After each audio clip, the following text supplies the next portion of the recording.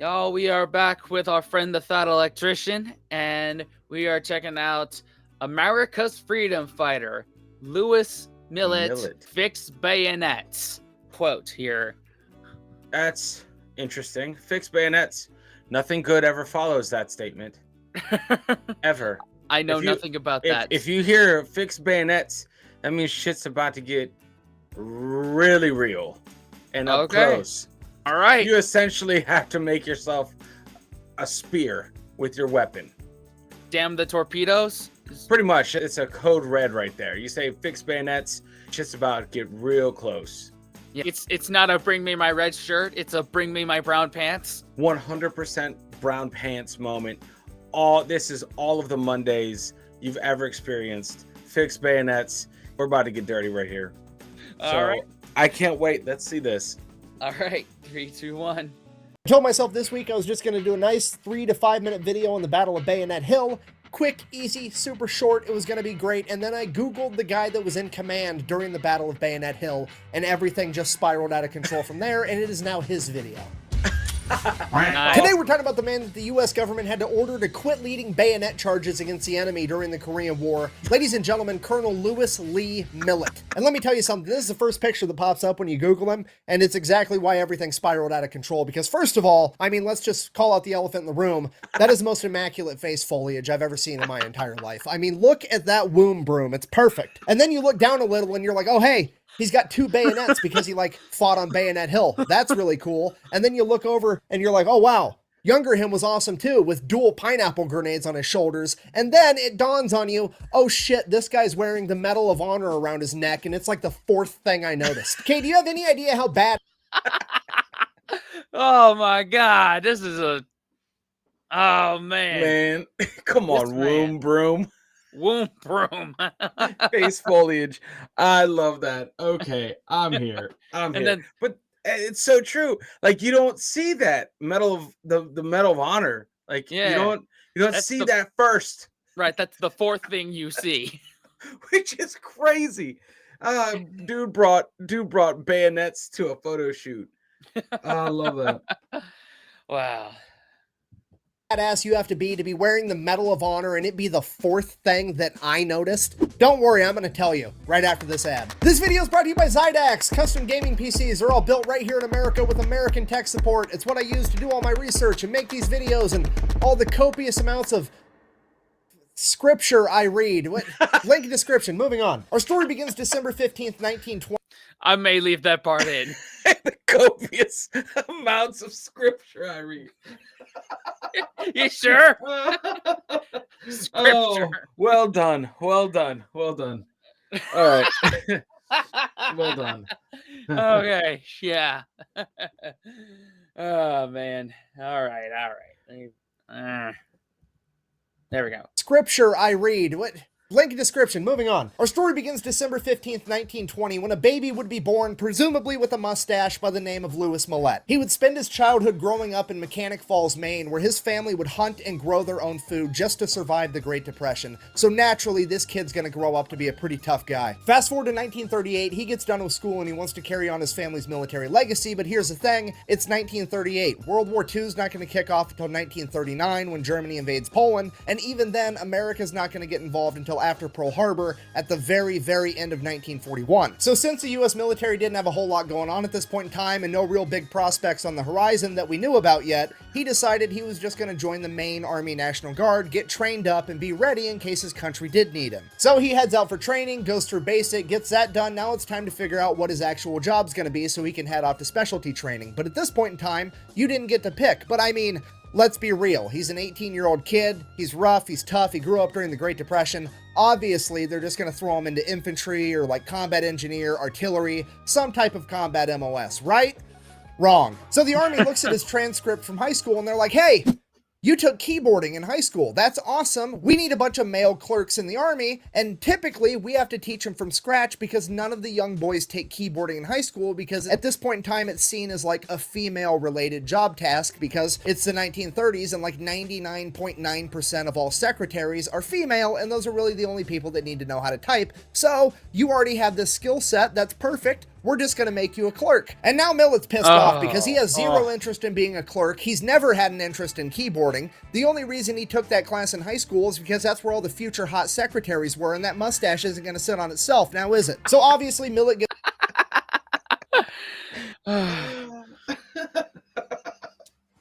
Oh, man. Oh, my God. He's got a point. That hurts. That hurts me. It's like, yeah, I want to be a badass. Like, you're going to be a clerk. Excuse me? Fuck did you just say to me? Clerk. Nope. Wrong. Do it again. He would... all right. Damn. Oh, God damn. That sucks. That sucks, man. Yeah. But he brought up a good point, Nick did, that mustache wasn't going to sit on itself. Yeah, there you go, man. I mean, I'm 100% sure that he was born with that handlebar mustache. Oh, yeah. Came out the womb with that. Yep. I mean, that's one of the reasons I took up cooking. There you go. Yeah. Hey, man. Play the long long game. In the description. Yep.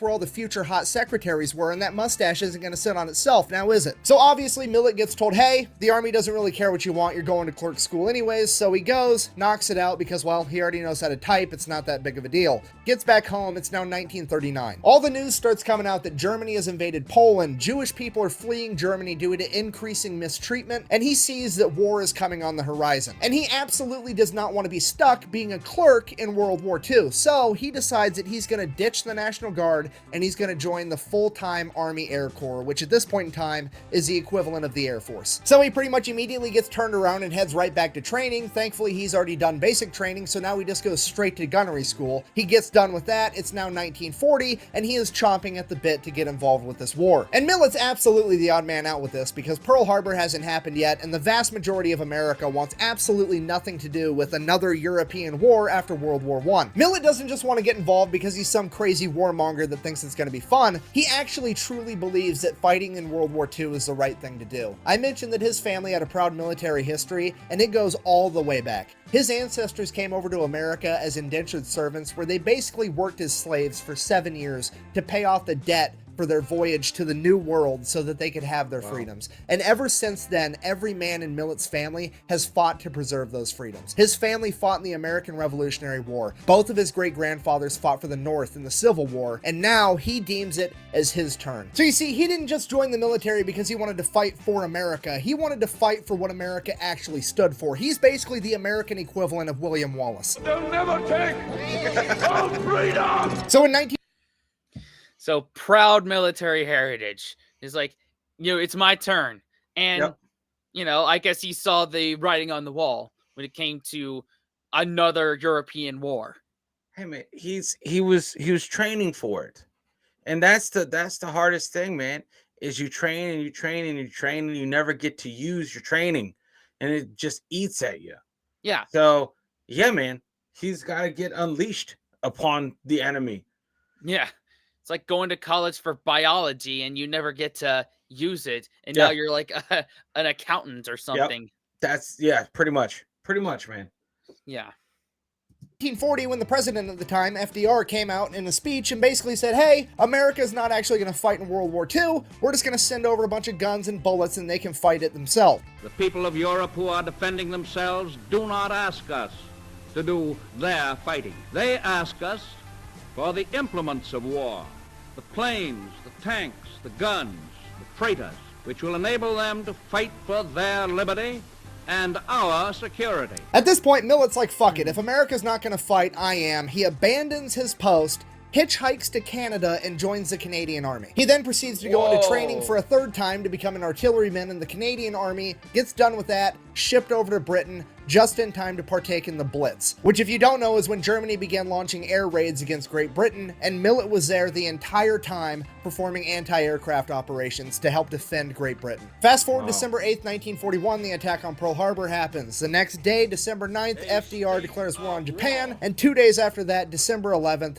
Germany declares war on America, at which point Millet is like, hot Damn! Millet then immediately makes his way to the U.S. Embassy, re-signs up for the U.S. military, and they ship him down to North Africa to take out the Desert Fox, Erwin Rommel. And you gotta keep in mind, after training with the Canadians and then fighting with them for almost a year, Millet is one of, if not the most experienced combat veterans in the Army at this point in time, because everybody else is either a brand new kid that volunteered or got drafted. Okay, if you're not picking up what I'm putting down, I'm trying to tell you he's gonna have to dad dick this entire situation because he's surrounded by a bunch of noobs. For example, he would earn himself a Silver Star. Because one day, all the new guys got together and they had a brilliant idea. They had a truck that was full of artillery ammunition and grenades, and they said, you know what? We should cover it in hay for camouflage. It worked in Looney Tunes, you know? Wile E. Coyote was able to sneak up on the Roadrunner, almost, because he hid inside of a hay bale. This is going to be brilliant. So, I'm going to say it again, but slower. They took all their ammunition in the truck and covered it in hay in literally the driest region on the planet. So then the next time they get into a firefight, the tracers from the enemy machine gun fire hits the hay, catches the hay on fire because, obviously, and all the new guys are like, oh God, what do we do? What do we do? All our ammunition's on fire now. Maybe wrapping it in flammable shit in the desert wasn't a good idea. So the fire continues to grow, and then it gets hot enough that it starts cooking off all the rounds, and all the ammunition starts exploding in the back of the truck, and now it's putting everybody in danger. So naturally, the new guys freeze up and adopt the gun door defense strategy.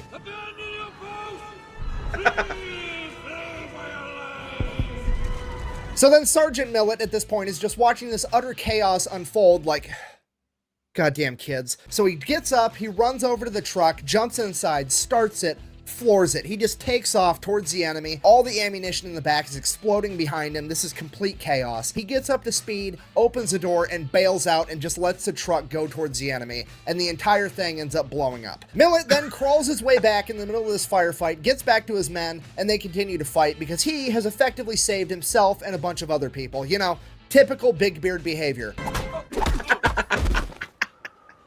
Prepare for battle. And that's just one. Hey, that's some good improvisation right there. Like, dude, it's blowing up anyway. Just send it into the enemy. Hey, we have nothing to lose except all our ammo. Yeah, I mean, but you know what though? That's just a pro move. Pro move. You can't put out the fire, so you just fucking send it. Full send, man. Ah, dig it. Dig it. Bunch of kids.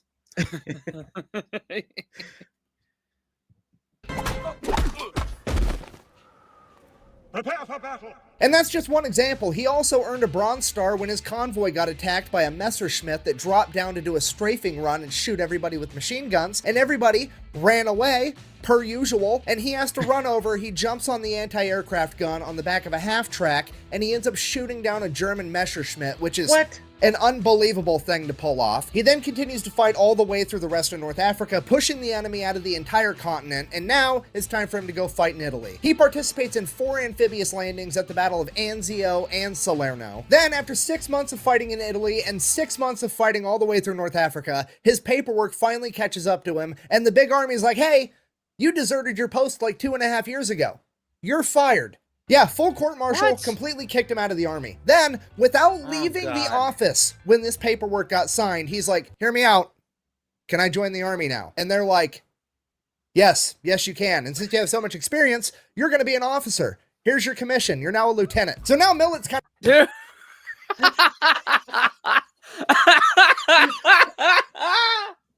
Come on. Come on. I love that. 1,000 IQ move right there. Oh, God. Not only did he get fired, he got rehired at a raise. Yeah. Love that. Love that.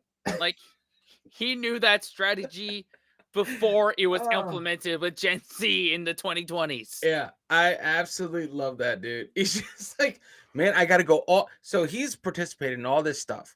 All of this stuff. He's got himself medals and all of this craziness, right?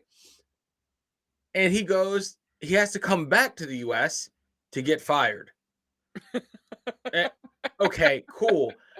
And without skipping a beat, he's like, hey, man, since I'm technically not in the military, could I join the military? They're like, yes, please. And in fact, we'll promote you.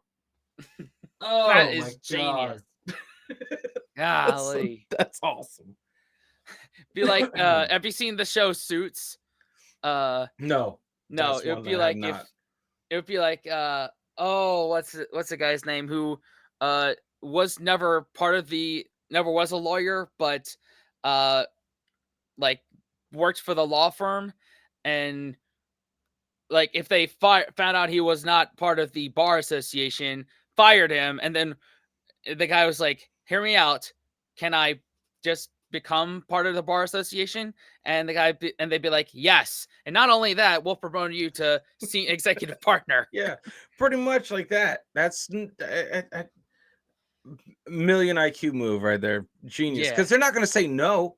They need everybody there, and they need people that know what the hell they're doing. Yeah, like Lewis. Yeah, come on. But that's the military in a nutshell. That's the military. That's the military in a nutshell. Like, they're so bogged down by procedures and their own set of rules that a lot of times it doesn't make sense, and they end up shooting themselves in the foot. Like, because it's kind of like, okay, they had to follow procedure, obviously, right? But knock his payoff. Don't send him home when you need his expertise in the field, because people like that seasoned vet, like, they have experience, and that experience ends up saving lives. So that's who you want. But anyway, military does what military does, man. You can speak on that. I can't.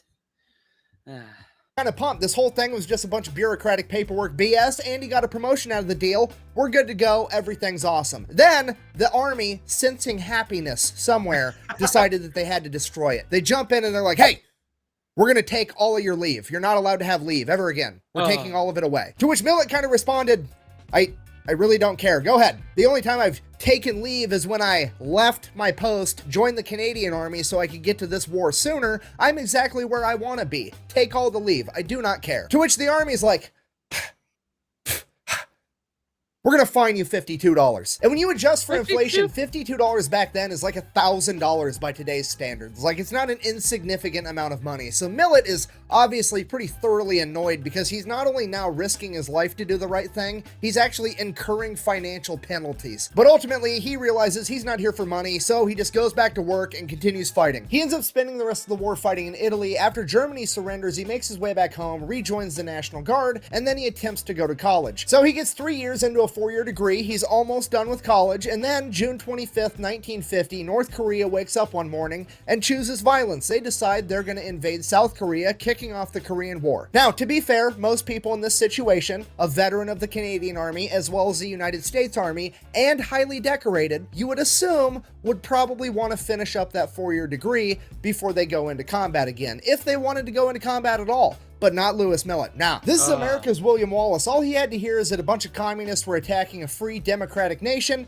and... Oh, so that's how you're gonna play it. You're gonna do this? Okay, fine. That's all I needed. And it became personal with me. So Millet shows up in Korea. He starts working as a forward observer. If you don't know, a forward observer is the guy that goes out, finds the enemy, calls in their coordinates so that they can hit him with artillery. Millet, being Millet, calls in the artillery a little bit too close to himself and gets hit with some shrapnel. So now that he's injured, he kind of has to take a deep breath, step back, evaluate the situation, come to grips with the fact that he's only mortal, and accept that he's just going to have to fall back behind the front line and recover.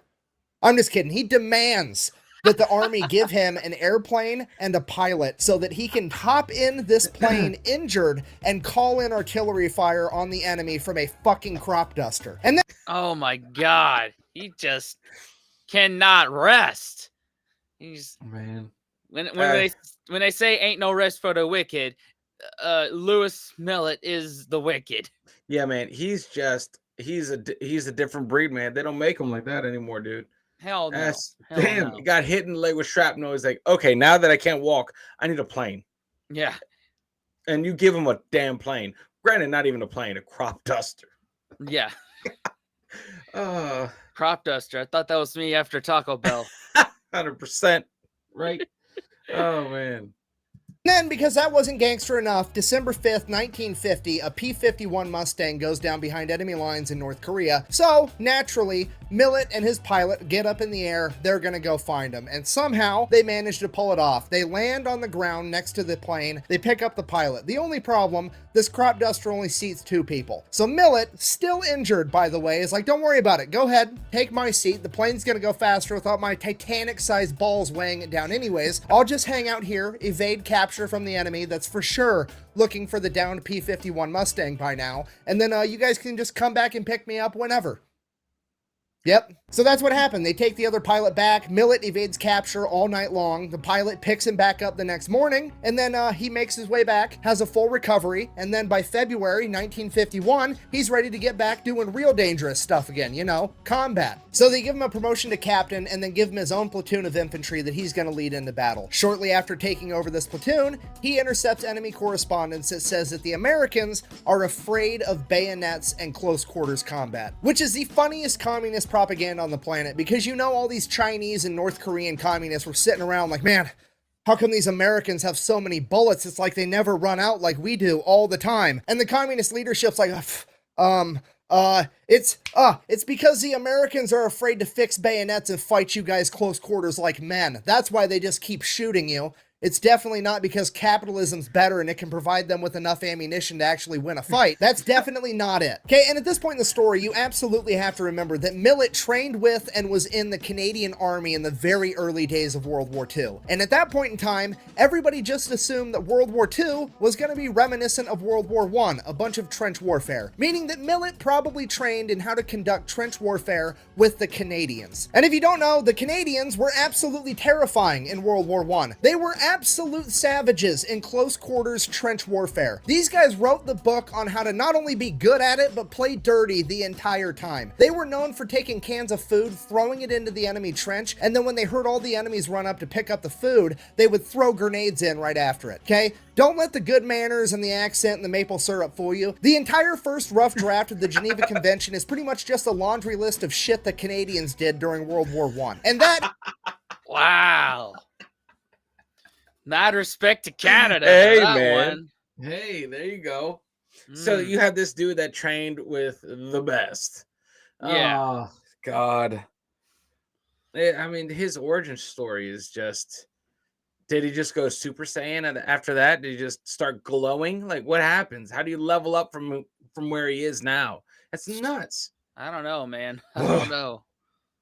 That is who trained Lewis Millet in how to engage in close quarters combat, and the commies just said that he was scared of it. So naturally, he took that as a challenge and began training his entire platoon every day in how to bayonet fight. So then the next time Millet's platoon comes across the enemy, fix bayonets, charge. They do it, they completely wipe out the enemy altogether. Only problem, they wiped out all of the enemy, and now there's nobody left to tell all the communists that America's not scared of bayonet fighting. I guess we're just gonna have to do it again. Fast forward a little bit, Millet, his platoon, and 2 other platoons are trying to take Hill 180. One of the platoons goes to maneuver around to a flank, and they end up getting pinned down by heavy machine gun fire. The other 2 platoons are like, oh shit, what do we do? Millet just yells, fix bayonets, and starts charging up the hill. Just takes off. There's no ready, set, go. No 1, 2, 3. He just goes. So now Millet's platoon hurries up. Fix bayonets. I love that. Dude, I love his like little cuts, his little edits, man. It's just, I like how in that last one, it just said historical reenactment.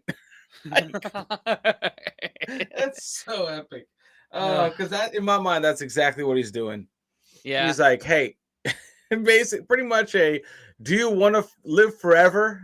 It just fucking goes. Everyone's just like, man, what are we gonna do? And you can see this old, like, fucking war vet just raw, like straight Leroy Jenkins the hill. Yeah, I was about and you're to like, say. fucking, all right, let's go. Let's go into the chaos. Oh my god. Oh man. Wow.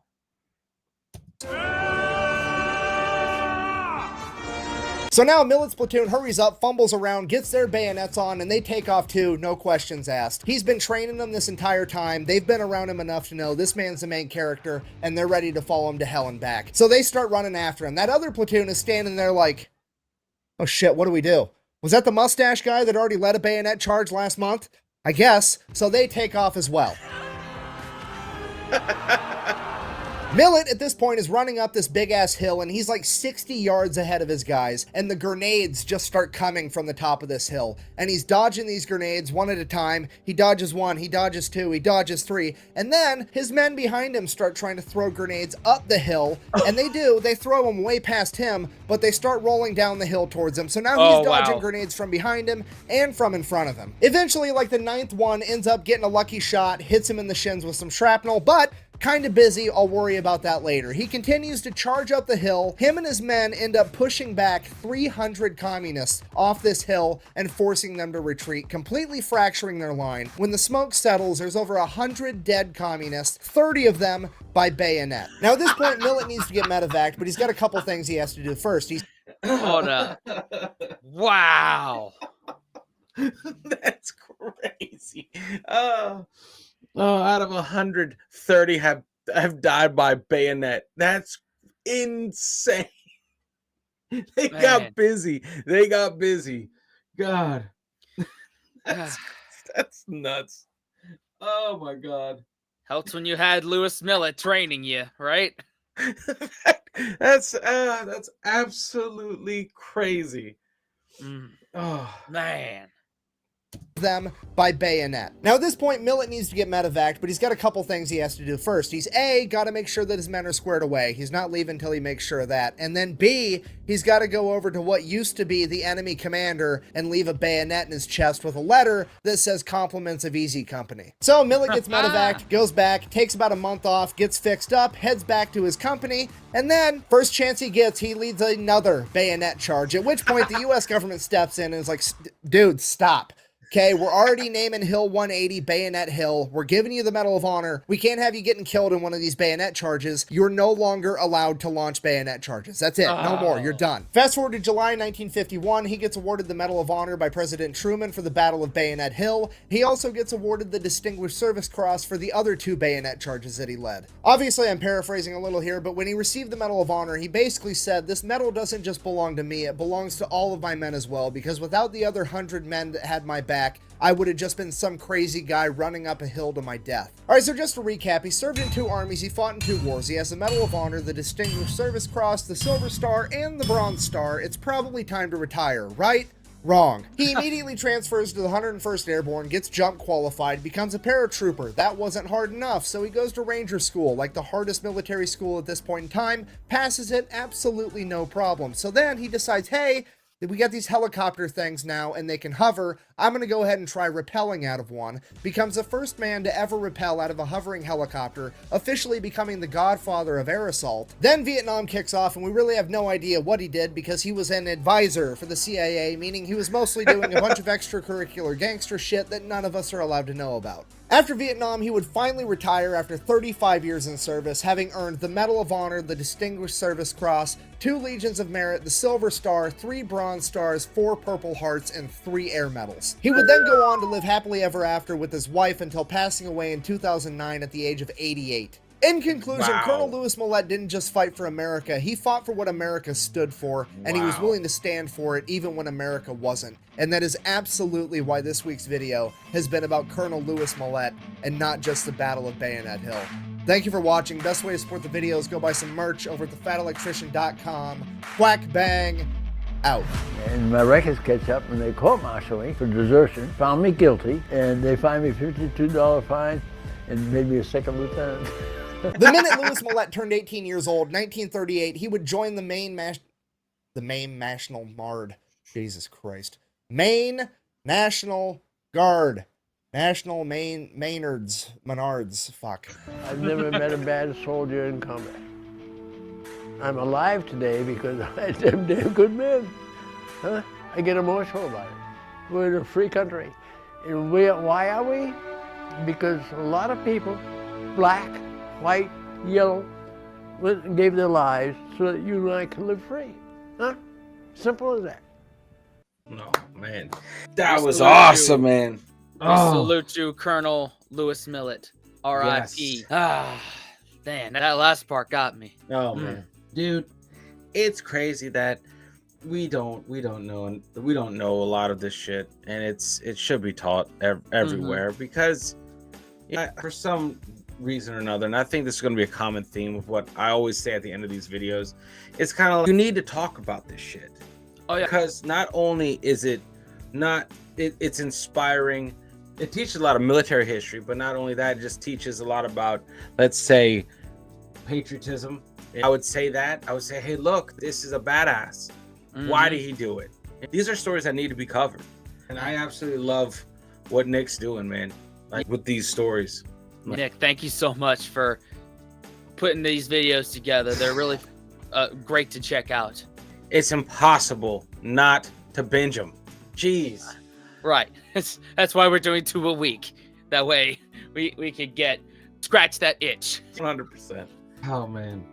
Anyway, y'all, thanks for watching. This way to support him is obviously go to the original link that's linked in the description, and best way to support us too is to go support us on Patreon. You can drop a super thanks, and also there are our other channels in the description: my original music, my food channel, Daniel's music reaction channel, and kid stories channel. And if not, just consider subscribing and watching another video. And then what else, Dan? Unplug and do something legendary, guys. Exactly. And we'll see you next time. Later. Fellas, we could be that mistake. Let's do this.